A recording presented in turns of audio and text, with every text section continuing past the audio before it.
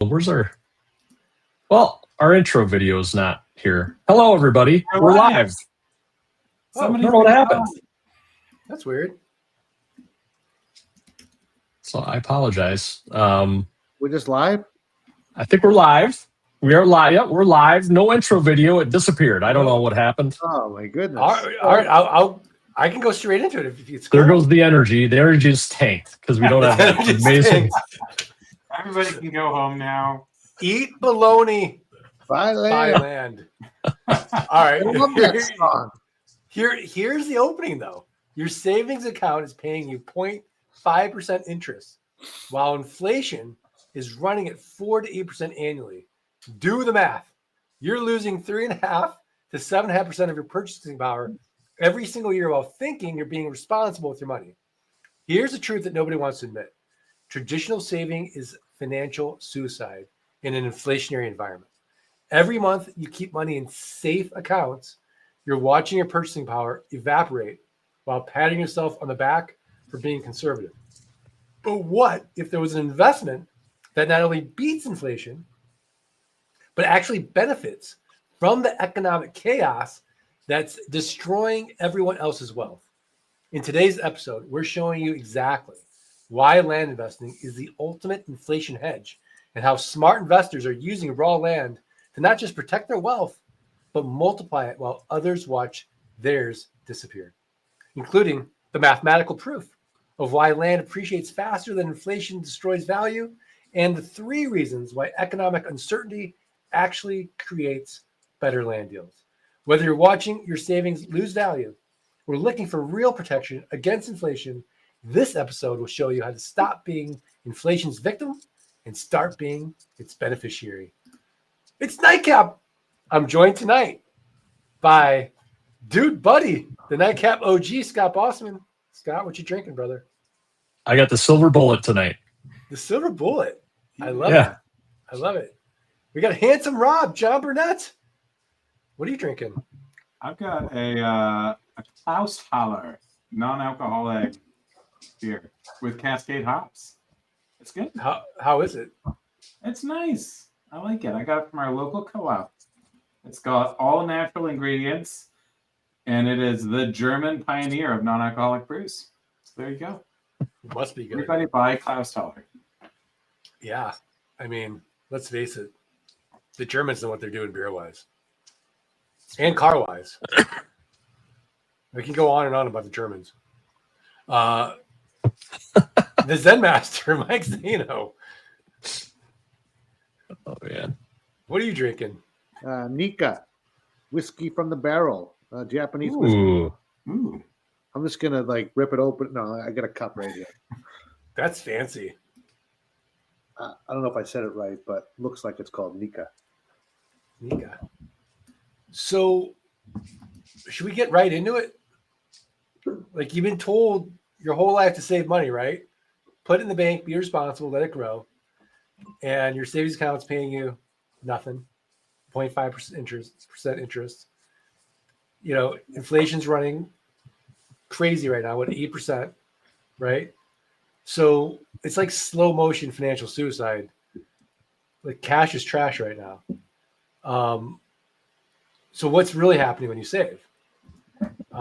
Should we do some math? yeah. You do some math.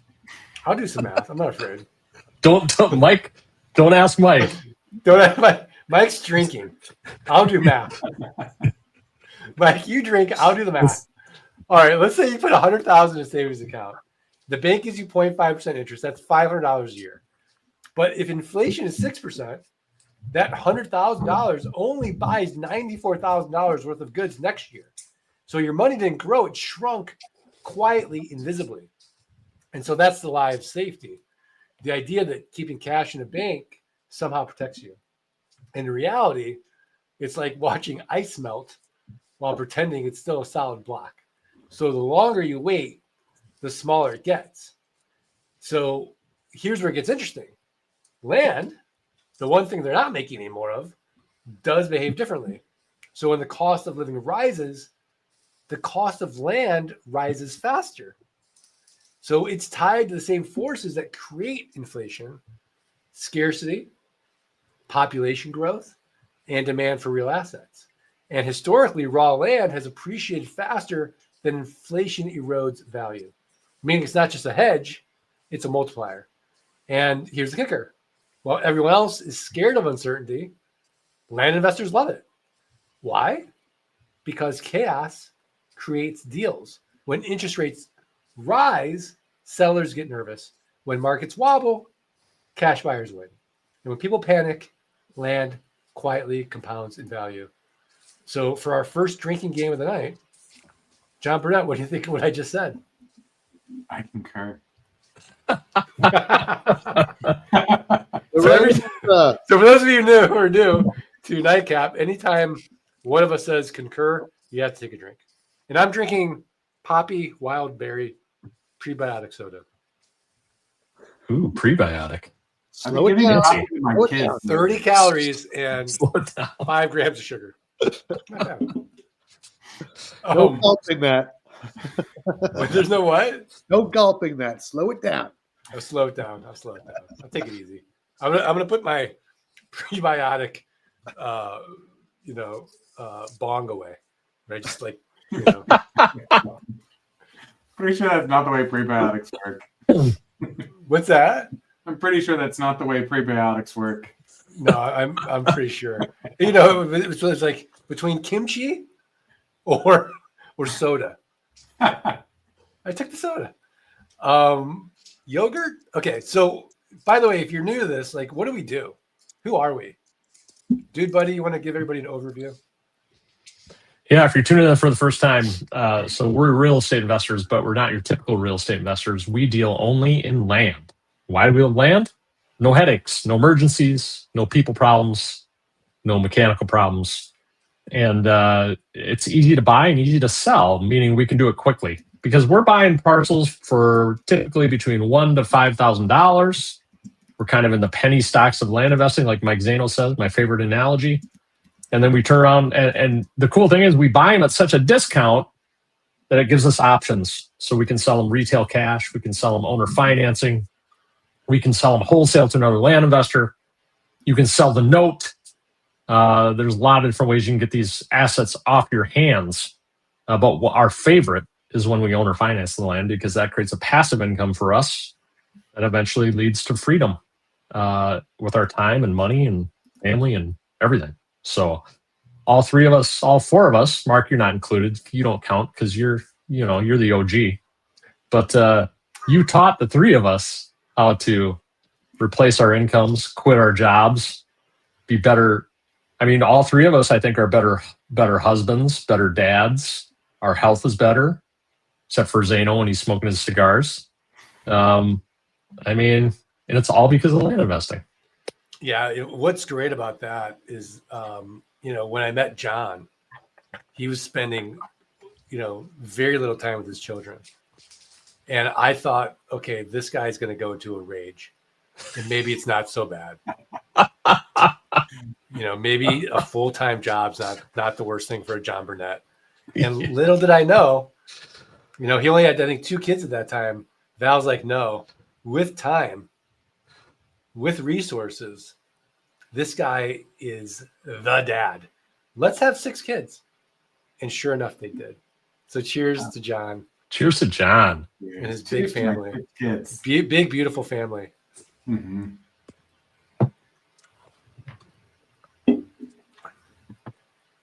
Michael Horsley. Although, Mark, can I just call out John? I don't think those are real sticky notes. I think that's just him doesn't this make me look trying to productive? show off. Do you think those are real, Mark? Look at those, Scott. These are all things that I have completed. Just showing off back there. He is. Well, so are you. Dude, you can't talk. You have a plat map behind you. Like, what are you in your 80s? So you're some 1970s old school land investor with the plat map on the wall? I'm going to take my highlighter and it's not how we operate anymore. All right, touche. We digress. I concur.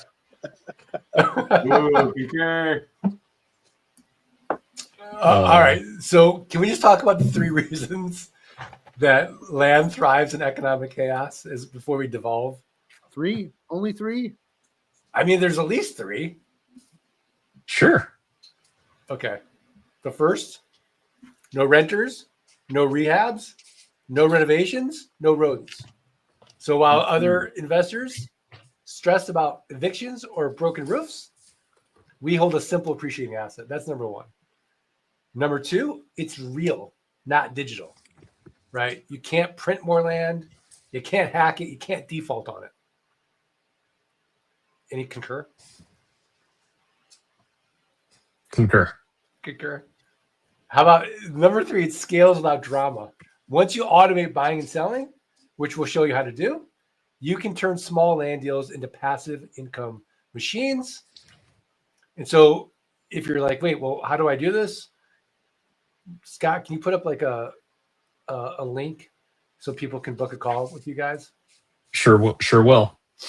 And so that's how our students are not just beating inflation, they're using it to their advantage. So I'd like to say something, Mark, about you had mentioned earlier about one of the worst places right now you can keep your money is in the bank, right? And I think of my retirement account, and that's totally the case with my retirement account. I have so I rolled when I quit my job and became a full-time land investor. I rolled my then 403B or whatever it was into what's called a qualified retirement plan, and now I have control over that qualified retirement plan, right? And I have a lot of money in that account, but I have very little money in that account, if that makes sense, because I've bought a lot of assets with that money, and I've basically just parked a lot of money in those assets. Now I have a lot of land in there. I have some silver, I have some gold, I have a lot of Bitcoin as well. But the cool thing is that, you know, by parking my money in that land 5 years ago, and you can sell this land too for profit, or you can kind of sit on it over time and let the land appreciate. Boy, the land is appreciated, right? Yeah. And I look at how much it's appreciated over the last few years, and if I had left it in the bank, nothing. I would have gotten nothing, right?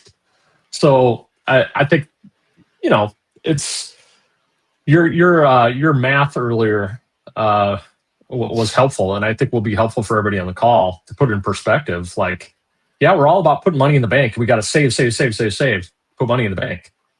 But we got to put our money to work for us as well. And I think that's one of the reasons this business is so awesome, because we put our money to work for us. And it's just an amazing leveraging system. Yeah. I mean, I personally like being ambitiously lazy, but I want my money to be ambitious. Yes. I want it working. And putting it in land is, you know, my financial advisors look at me and they're like, all your net worth is in land. I'm like, yeah. They're like, what about diversification? I'm like, why? Like, there's no reason to. Because I'm making my money on the buy.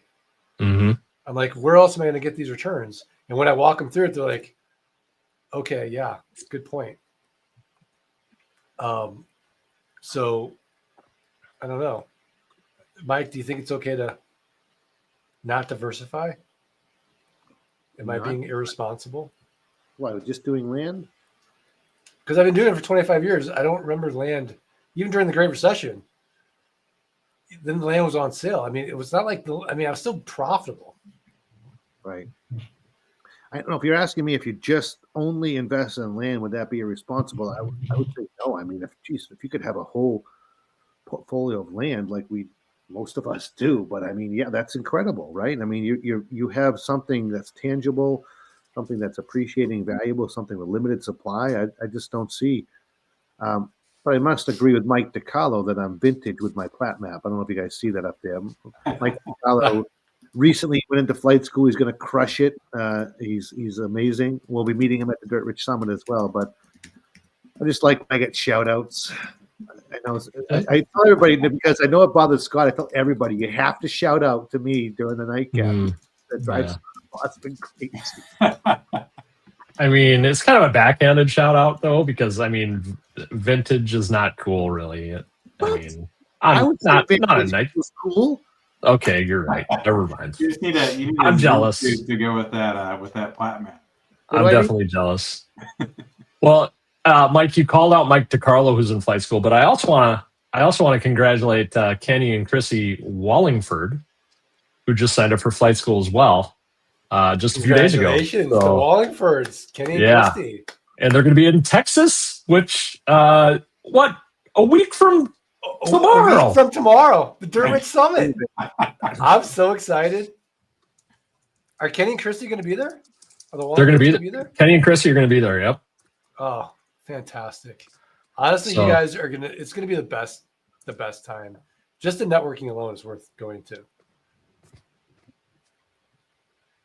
To rub elbows with Mike. Mike, you gonna bring the plat map? Why don't you just bring it? We'll have a nice visual aid. Are you gonna bring your Japanese whiskey? Distributing signed copies. Side. Uh, Oh my God. any questions from the peanut gallery tonight? If you guys have questions out there about land investing or comments about our topic for the evening, hit us up. We're here to talk about a topic, but we're also here to answer questions. So, Absolutely. Um, I mean, the topic of inflation is absolutely the most dynamic topic we could have thought of. Yeah. It's very, very interesting. it's got my heart beating over here. It is adrenaline inducing. My fight or flight system is Yeah. running wild. But I mean, it is true. I mean, it is true though. Like, you don't want. I mean, I do think you need to have somewhat. You need to have some cash in the bank. Yeah. You do. Oh yeah, Yes, for sure. You have to I mean, you can't put. I didn't all want to your money mislead into people. land. Yeah, Yeah, you need exactly. liquidity. But Yeah, let's say exactly. I put all my money in the land. I had no liquidity. I could sell it. I could sell my notes and get liquidity. For sure. I could Yeah. hypothecate those notes and get a loan on them as well. Ooh. I think Yeah. that's the word of the night. Hypothecate. What did you say? I mean, is that even a? We're Is gonna that- throw that John? one on the old Google. You're good with words. Is that Scrabble worthy? Like, what did he even say?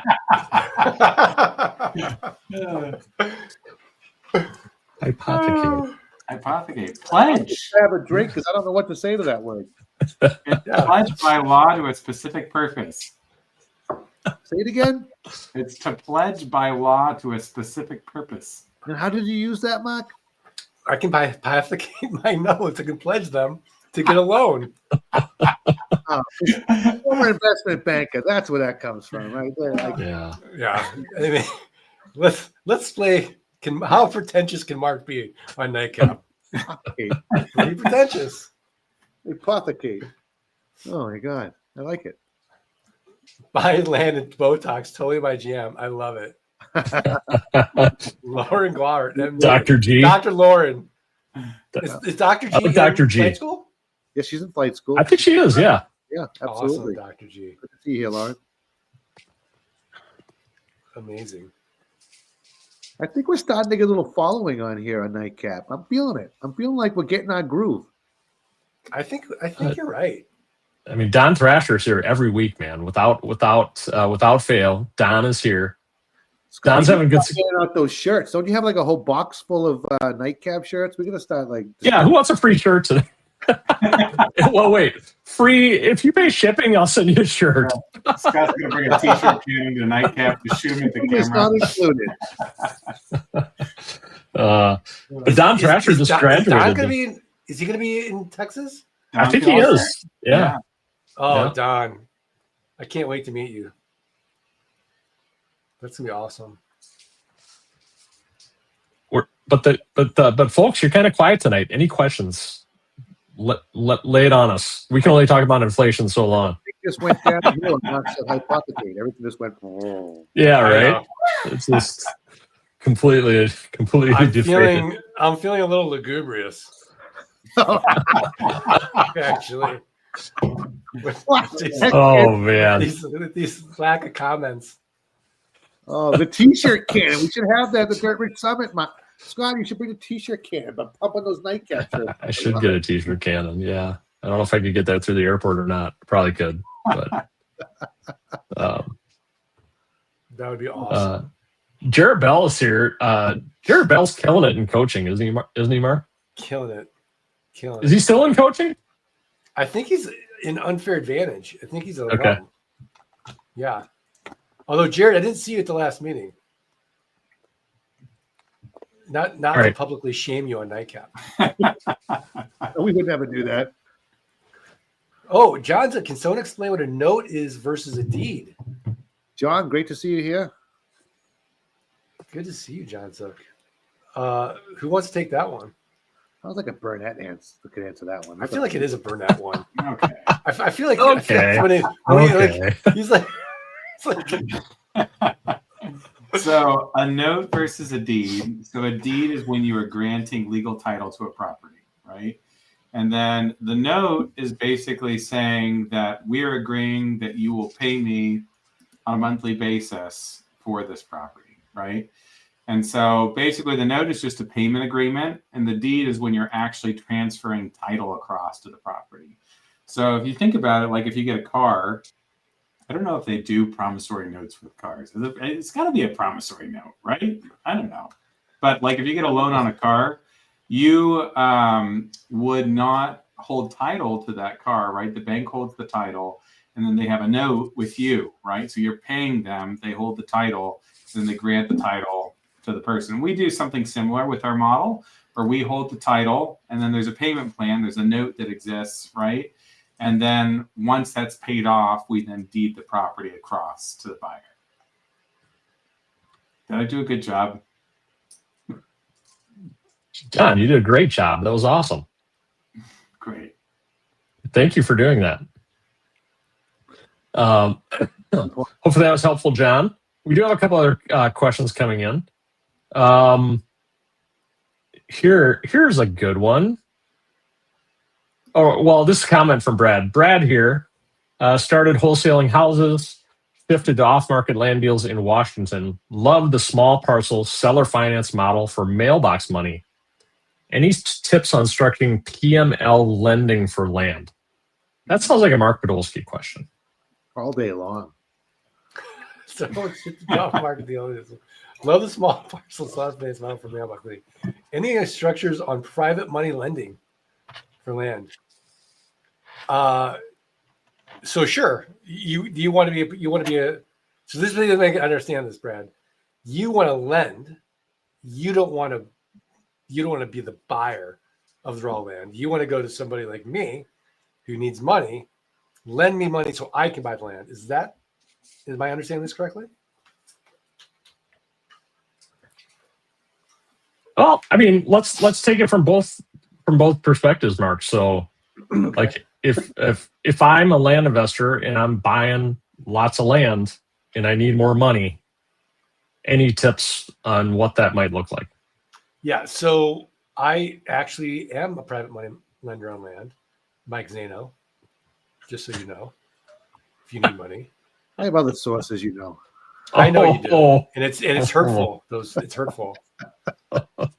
It's not as, but you know what though? If you get in trouble, can they help you sell the land? Because I can. Oh, I'm just saying. She's pretty sharp. Yeah, I know. Okay. Anyways, so basically, what you would set it up, the way you would set it up, is you would have a promissory note, and I would do a UCC1. A UCC1 essentially, I would do an unrecorded UCC1. You can file that with your state of the assets. So you could basically put a lien on the assets of the company, because what you don't want to do is cloud title. So if I'm Brad and I'm loaning Mike money, and Mike's like, yeah, I'm buying this 40-acre parcel for $25,000. Well, he wants to sell that land. He doesn't want you to put a lien on it, and then you're clouding the title. So what's easier to do is an unrecorded UCC1. Mike's going to pay you, but if for some reason he does default, you can have that as collateral essentially. And then I would also do a personal guarantee. So I can go after Mike personally, I can go after him. I'd go after his family. What does it I'd mean? go after his friends. Jeez, If forget he has it. I a don't dog, wanna I do take that Forget dog. And then I would Forget go after about the it. assets. I have a lot of it. Yeah, it's collateral there. So that's how I would structure that. And then on the other side of it, if you need money, Brad, well, there's lots of different ways to get money. I think when you first start out, I'm not. I would actually just do land arb. I don't know why I would need to go out in debt. Like I don't. I think that's debt equity deals. I think that's when you're a few years into this and you have a real repeatable business. I would go out for outside capital. In the beginning, I would just do land arb. I might do something like a fund and grow if I needed capital. I'd be super conservative. I'd use my retirement money before I would do that. I'd use a HELOC, get lower capital on that. That's what I would do. What would you guys do? Yeah, I think all of those are good. For sure. I think HELOCs are often overlooked. I think people are nervous to use HELOCs, but really, I think if you use them strategically, they can be very beneficial, right? Yeah, and Like, for those of you who don't know what a HELOC is, it's a home equity line Yeah. of credit. And so oftentimes you get a lower interest rate on the equity in your home. And it's just sitting there, right? I would. Oh, here we go. I would probably hypothecate. I'd probably You would hypothecate your note portfolio? hypothecate the note and file. Mark, I would hypothecate the note and file a UCC1. That's what I would do. Okay, you could do that. I mean, a less pretentious person would just say pledge. But Using Chat GPT, I'm like, can you put these two words in one sentence, please? I mean, he's got a flat map on his wall, so that's yeah, pretentious, exactly. flat map. Yeah, I don't know. Yeah. Mike's like, there's 30-foot deed of easements on this flat map, so Next got that going for me. week, sticky notes all over it. Nice. I need a better background. Here's a great question from Jared Bell. So Jared Bell's, he's been in this for 3 years, hundreds of deals under their belt, and they're trying to convince people every day that they're legit. And this is something that even 10 years in, we get messages. I get messages from my sales assistant. This guy doesn't think we're legit. Blah blah blah. What can we do to help convince him that we're legit? So I don't know. I think this is something definitely worth talking about real quick. So John Burnett, what are your thoughts? Credibility with your buyers. I think that there's a few things that you can do that, like, one thing is people like dealing with people more than they do faceless corporations. And so if you're pitching yourself as a corporation, then you're naturally just going to lose trust, right? I concur. Yeah, my first concur of the night. But I think that like we always found crying kids in the background, right? I think just small talk, like talking to people, talking about like on the call. What's that? Yeah, I just hold Around it a little bit on the call. baby. Cry, honey. Come on, you're gonna cry. Yeah. No, but like, I mean, people, like hearing kids in the background for me, like just talking about like, hey, how's it going? Where are you at? And I just talk about like,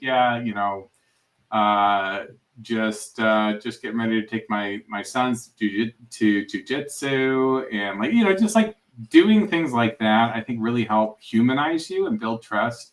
I think the other thing is, and like Zeno's touched on this a lot, is just being pretty frank about like what I'm doing, right? Like when I talk to people, I'll tell them like, look, my business model, I will acquire property. I'll often resell it with owner financing. So for me, I've got to make sure that my margins make sense, right? But I'm pretty upfront with them about what I'm planning on doing with the property. And I think that can really help establish trust too, where it doesn't feel like I'm wheeling and dealing and trying to needle them out, right?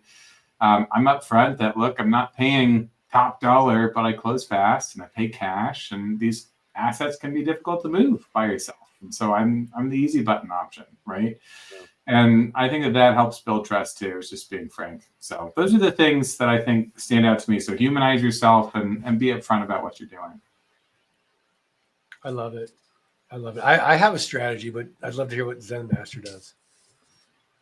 Well, to the point John was making, I think that we really just have to be ourselves. Sometimes we feel like we have to, and I'm not saying, Jared, you're doing this, but there are many times we feel like we have to sort of speak a certain way, act like this real business person. We can just be real, down to earth people and just be ourselves.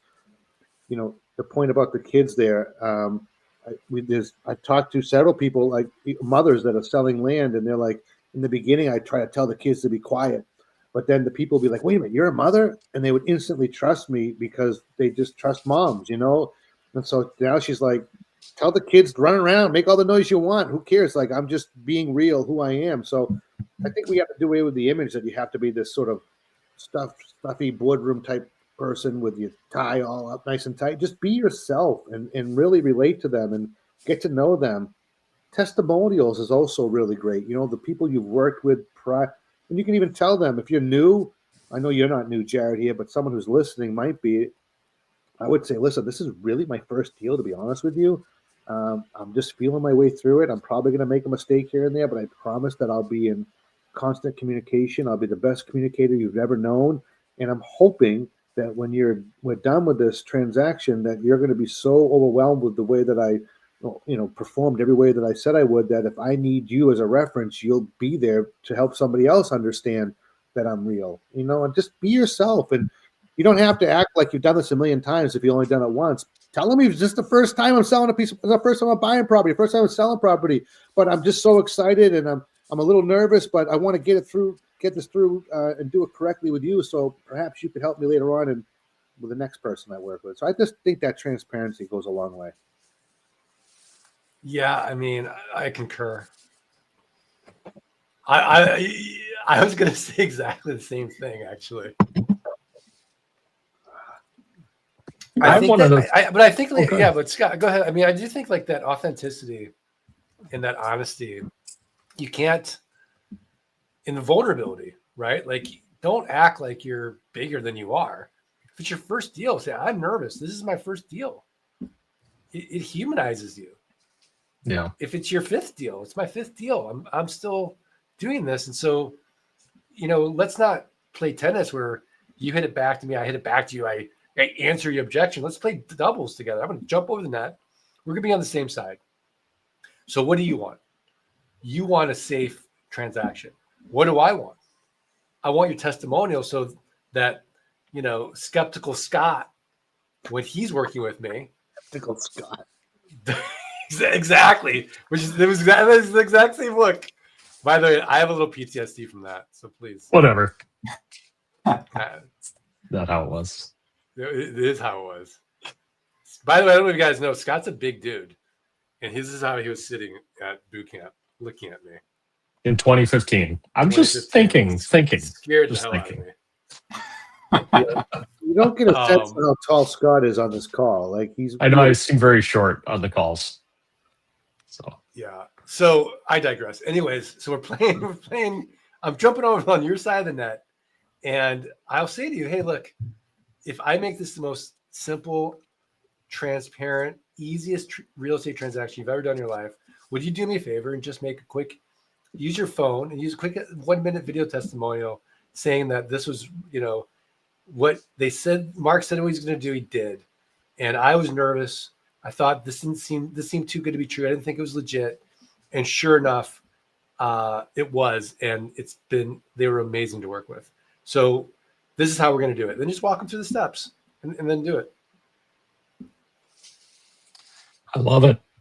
Hopefully all that's helpful, Jared. I wouldn't add anything different, I don't think. I just think it's very important early on to collect those testimonials and save them over time. And there's lots of different places you can save them and point new customers toward those testimonials that can be very beneficial, right? You have, Jared, you probably have a Facebook business page.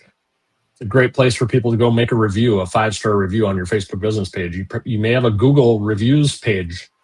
another great place for them to go. Video testimonials, best of all, right?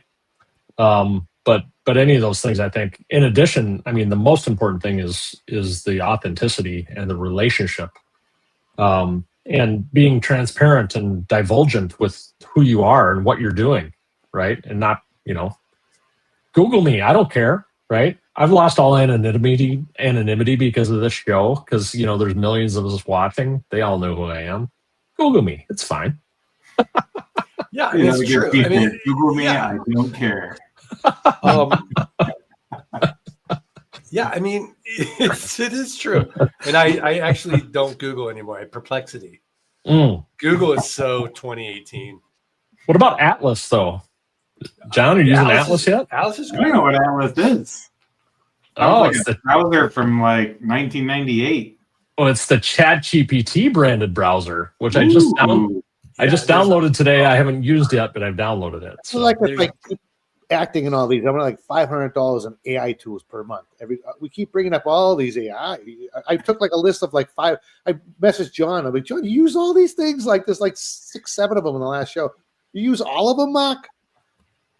I have open Comet, Chat Atlas, and Dia, and then I go back and forth, and then I look at the agents. Like, I could use Comet, and it can actually manage my calendar, and it goes in, and like as an agent, will reschedule things. It's kind of crazy what's going on. Yeah. And this is the worst it's going to be. But I wanted to say something about testimonials, because I think when you're new, some people might think I could use like a Sora, and I could actually create a fake land testimonial. Don't do it. Just because you can't do it. From somebody with 6 fingers. Yeah, don't do it. Excuse me. I mean, I think we're going to get better and better at noticing what's real, what's not. So just don't do it. I think actually the worse it looks and the shakier that phone and that testimonial, the better, because it's real. If it's real polished, even if it's true, I'd almost have them like, don't do it in 1080p, do it in 720. Like, yeah, I think it's going to get to the point like when no one's going to know it's real. Oh, that's coming within a year or two. We're not going to know what's real. Oh, like, yeah. It's craziness. It is crazy. Like, we're going to run Nightcap and no one's going to know. Like, it's going to be. It's crazy. Like, even going through, you just thumb through videos on like Facebook or something like that, and like half of them are AI generated. I bought a book for my kids a while ago, and I was looking through it, and I was like, "Wait a minute!" And then I realized every picture in this book is AI generated. It was crazy. That's nuts. I mean, I don't know if it's necessarily just a bad thing, but I think a fake testimonial is a bad thing. I don't know if creating content with AI is a bad thing. If it's a good book and they're good images, there's nothing wrong with it. Just you're more productive. But human creativity, human connection, human empathy, human judgment, I don't see those getting replaced. Yeah. If you got a job though, I start looking at being an entrepreneur in the land business. Yeah, for sure. And I would do it now. It has your side hustle, for sure. Hedge your bets. If you haven't booked a call with these guys and you have a W-2, do it now. Should we put up the slide? Book a call. That reminds me. I think I put it up earlier. Maybe I didn't. All right, awesome. Thank you guys for that. That was amazing. We got some other nuts and bolts questions here. So Jeff Moore, how's it going? Calling in from Utah. Remember those old radio shows where people used to call in? I love those shows. Do a first-time caller. Yeah. So here's a nuts and bolts question. So Jeff is, I think, through flight school now. Zano, how many properties should I own typically before hiring my first VA? Well, that's kind of a loaded question, I think, because which VA are we talking about? I think he might be talking about a sales manager, a sales agent, because I'm going to go with that. And, you know, I think you want to have, I don't know, maybe you want to have a constant, 5, 6, 7 properties in inventory. I'm just making up a number. You got to have something to attract. These people work on commission, so they're going to want to have to see you want them to see the ability to make money. You want to excite them. So if you have a property or two, it's not going to be overwhelmingly exciting to them with the possibilities of what they can do. So I think, that's why we constantly stack up. We always have a ton of properties. We want our salesperson to just understand how much money they can make if they move these properties. So I don't know if there's an exact number on how you guys feel about it, but I think you got to have a few in inventory, right? You got to have something to excite that person if we're talking about a sales person. I think it's more about moving property before you hire. Like if you've got a churn rate of like, yeah, we're actually moving property and we're inviting you into this, then I think that's a good time. But yeah, you gotta be careful just to not go set it and forget it on sales. If you're just like, finally, I never have to hop on the phone again. And then you delegate to your salesperson, then all of a sudden you're not selling, the way you used to.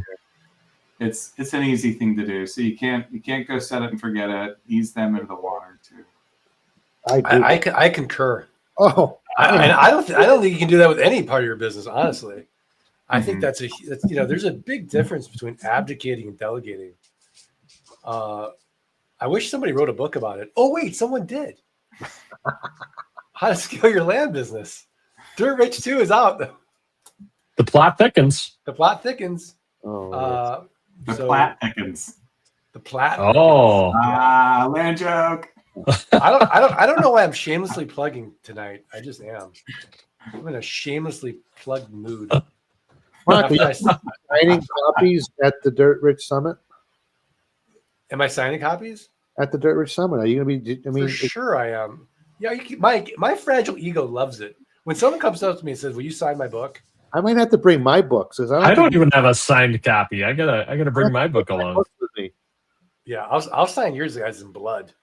Nice. Nice. There you go. Let freedom ring. I love you. Oh man, that's great. That's awesome. All right, awesome guys. Oh, okay, so this is a really great question, and Mark, it's coming to you. All right, so this is from Liberty Land Corporation. Is that the Lions? Is that the Lions? I don't know. What are the top 3 things, Mark, we should bring to be prepared for the Dirt Rich Summit? I think is what they're asking about. Oh, top 3 things. I honestly think like I could ask the same question to my team. I need to bring projectors and mics. By the way, Liberty Land Corp, I'm not joking.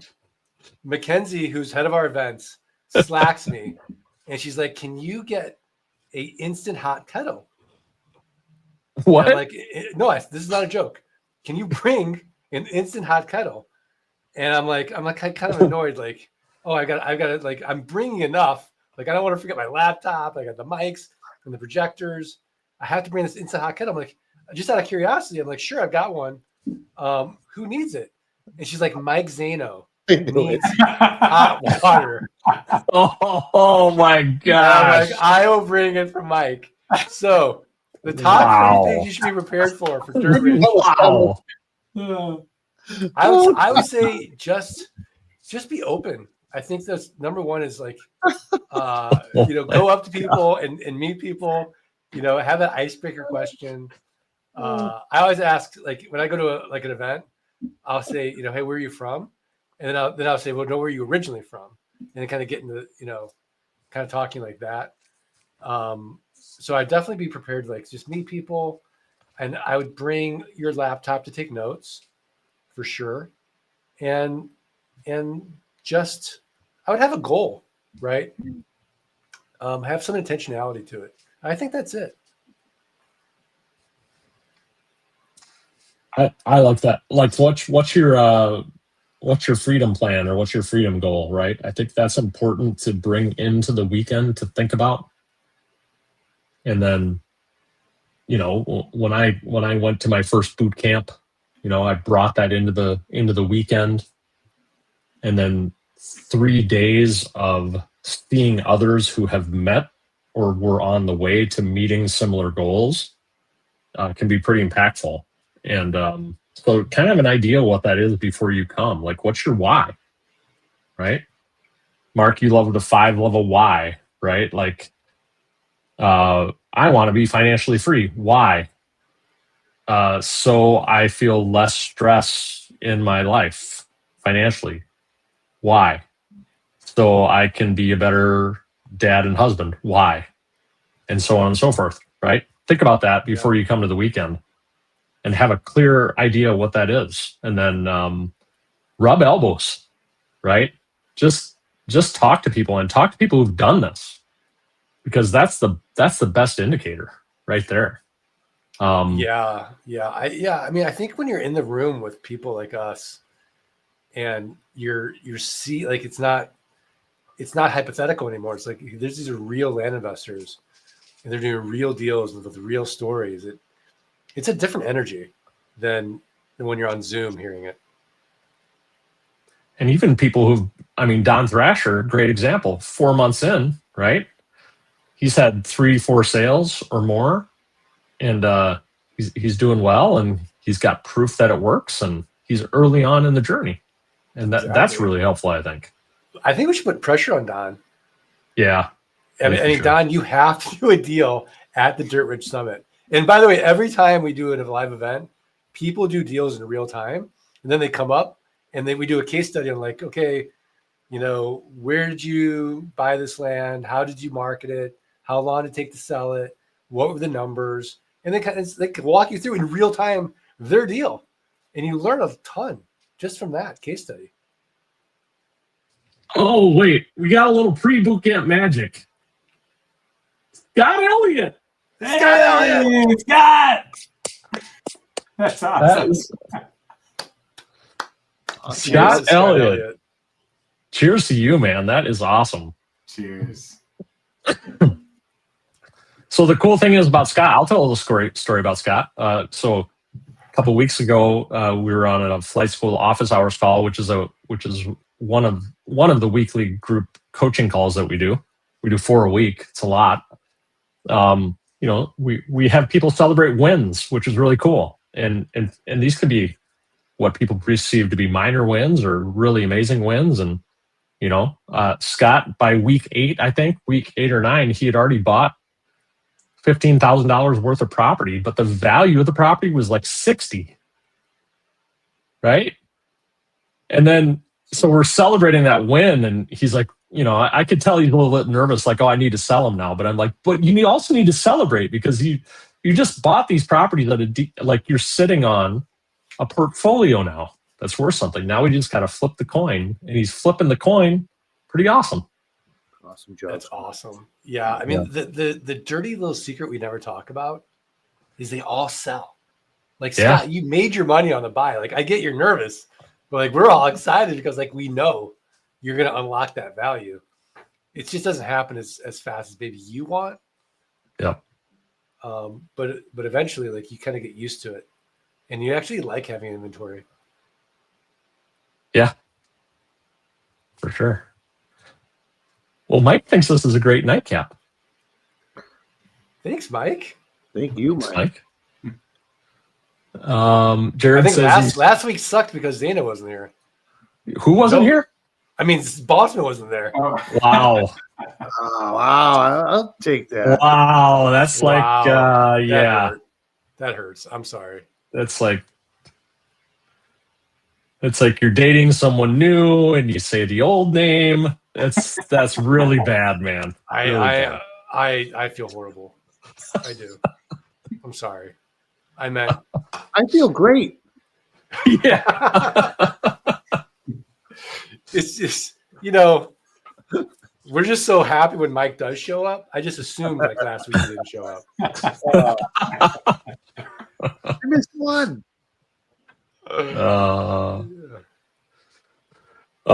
Jared said thanks for the advice. So he asked about the legitimacy thing earlier. So I mean, the team took a hard L today, right? Oh, that happens, doesn't it? Yeah. Yeah. Yeah. I mean, I would challenge it as far as like labeling it. I would say that you got a learning experience for the team. And now you've got that road rash that the team got because you got that picture of the bike. You learn from it. And so I would say the L isn't a loss, it's a learning opportunity. And it's going to make the team anti-fragile. Like they're stronger from this. Right. And sometimes people aren't going to sell no matter what, or aren't going to buy no matter what. And it just could have been, it may not even have been that it just, they could have just used as an excuse. You know, you never know. Yeah. Yeah, 100%. Awesome. Well, we're coming up on an hour. Of course, we were tardy. We were a little tardy tonight. Mark from Dr. G. When's the next Dirt Rich Summit? Because she's having a little FOMO, maybe missing out on this one. Do you know? Next October? Dr. G, I think we're planning for like October of 2026. I'm not sure, but it's gonna be like the same time. Yeah. But to get her by in the meantime, we have virtual events. We have virtual events. Yeah, we have virtual boot camp and we have breakout rooms, so you do get to meet people. There's a lot of networking at the virtual event for sure. I think it's January 20th is the next. I mean, it's really not that far away, right? Our next virtual event is January 20th. No, it's not. So, and I'd love to be in a breakout room with Dr. G, like trying to hide my wrinkles. right. Right. Because I know she's like, oh yeah, Mark, you need some Botox. Like, maybe she could set up shop at the next live one. She'll have like a booth or something for all of us over 50. Yeah. John's fine, but the rest of us, John's good. Might need a little help. Yeah, Dr. G, can you make my crow's feet go away? Oh man, look at them! Wow, those are prominent. Look, I'm happy. I smile a lot. I'm proud. You smile a lot. Feet. Yeah, that's hard-won crow's feet. For sure. Yeah. Hard-won crow's feet. Oh man. I do have to say one thing. I'm surprised no one, well, not John. I'm surprised no one has said anything about my t-shirt tonight. Can't read the whole thing. Oh, Caddyshack. Caddyshack. Wow, Caddyshack. Of course, I didn't pan down, and I should have, but wow. The Caddy Day golf tournament, 1980. That's Scott. That's vintage. It's vintage, yeah. It's new vintage though. It's not like vintage. You know, the new vintage shirts you can get anywhere. Yeah. Gambling's illegal at Bushwood, sir. And I never slice. I knew Mark would bring the Caddyshack quote. I knew he would. I just knew he would. What are you gonna free bowl of soup with that hat? Oh, but it looks good on you. See? we could do this all night. We could do it. Oh man. So Mark, I have a question. Do we have nightcap next week, or do we have an off night? Because we're getting ready for traveling and all that stuff. Oh, what do you think? I don't know. Put in the chat if we should show up for nightcap before we leave for Dirt Rich Summit. Well, I leave early Wednesday. Yeah. I think I would just say to the audience, we don't know yet, but is it possible we might have an off week? I think it's possible. Very possible. I think it's very possible. Because I leave Wednesday. Probable. I may be driving up to the cities Tuesday, to Minneapolis, St. Paul Tuesday. Drive like 3 hours to get to an airport where you live, right, Scott? Like that's true. Yeah. Can we just do a rerun? Let's just do a rerun. Ooh, a rerun. Yeah, I like that. We should do the one we cover the whole model. That's a good one. That is let's do a rerun. All right, we'll do a rerun. I like it. Rerun. And then we'll be back the following week after the Dirt Rich Summit, and we'll have all sorts of stories to tell. Oh, it'll be great. Yeah, it'll be fantastic. The post Dirt Rich Summit wrap up. Some of the people here, some of our favorite listeners, watchers, will be meeting us live. It's gonna be good stuff. Good stuff. I hope Don Thrasher's a hugger. Guys, I don't know when I saw you last time. It's been back in over a year. Scott, 2 years? How long has it been? It's been like 2.5 years, buddy. No, it hasn't. Yeah. Yeah. January 23. I might cry. I know, right? I've seen John sooner than I've seen you guys because he came to Coaching Live. Yeah. John. There it is. Yeah. So golden- John and I are going to hang out. Okay. All right. That's fine. Fine. That's fine. 2.5 years? 2.5 years, dude.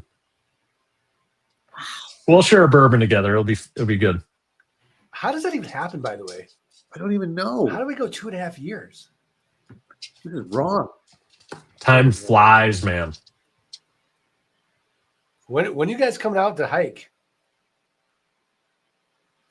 Hike with the javelinas? Never. Yeah, because it's cold. Boston's cold. Don't even get me started on Everything Alaska. in the- You guys are in 3 cold places. Winter here is beautiful. Everything in the wild where you live bite you. The plants bite you. The javelinas bite you. I'm not going anywhere in those woods. Mark, what's the hike where people need to get rescued It's a all the time mountain. on It's not woods. the helicopter? Camelback. Yeah, okay. That I want to do Camelback. It's on my bucket list. We'll So do it. Great. We'll do it. I could never figure out if we had actually reached, because we were going to hike to the helicopter pad, and we had lots of debates of what actually constituted a helicopter pad. But there was no circle with an H in it on Camelback. It was like a flat area where a helicopter could land. Theoretically. Yeah. Theoretically. Yeah. Oh, Anna, how many people are expected? How many we having? So we're maxed out at 280. So there's no more than 280. I don't think we're there though. I think if we're probably around 250 right now. Whoa. So there's Nice. still room. There's still room. Wow. well, for those tuning in, you're in the Texas area, Austin, Texas area. A lot of land investors down in Austin, Texas. Join us There at you the go. Dirt Rich Summit. Grab your Yeah. cowboy hat and come on over. Mike, you bringing the boots and the vest and all that jazz? As long as Laura got me the boot jeans, because there's nothing worse than wearing the boots with the tight jeans, so that and you can't tuck them in. You know, that's not good for a guy. Oh man, you don't wear tight jeans in Texas, man. I guess it's not very Texan to put your boots outside your jeans.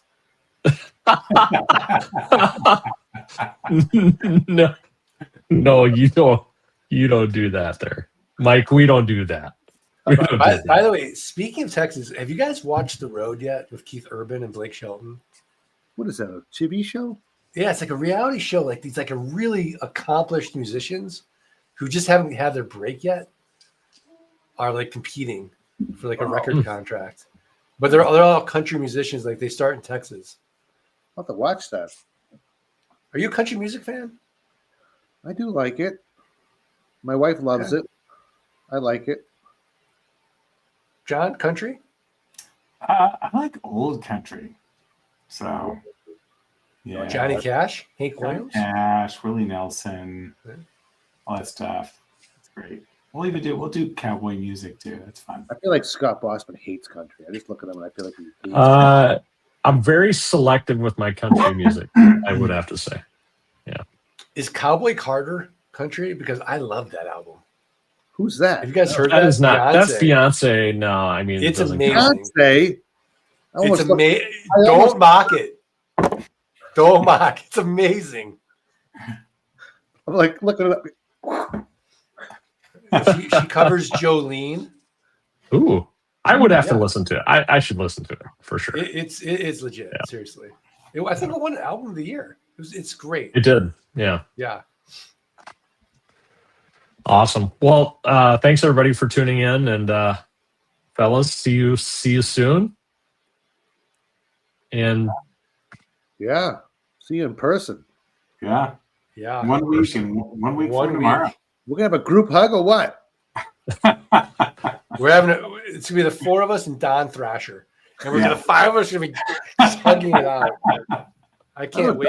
Don looks a little intimidating. I'm not sure he's a hugger. Is Don a hugger? I don't know. Don, are you a hugger? You look kind of intimidating on the still shot you have there. It's kind of like, wow. I don't know if he's still on or not, but yeah, he's a hugger. Yeah. He's a hugger. Well, I can't wait to meet everybody and see everybody. It's gonna be amazing. That's right, Kevin. Oh, look at that. He is a hugger. Yes. All right, Don, big hug.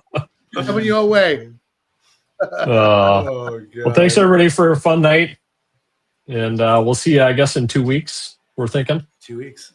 Yeah. All right. By the way, when I'm reading that, oh yeah, I'm channeling the Kool-Aid man. Yeah. Oh yeah.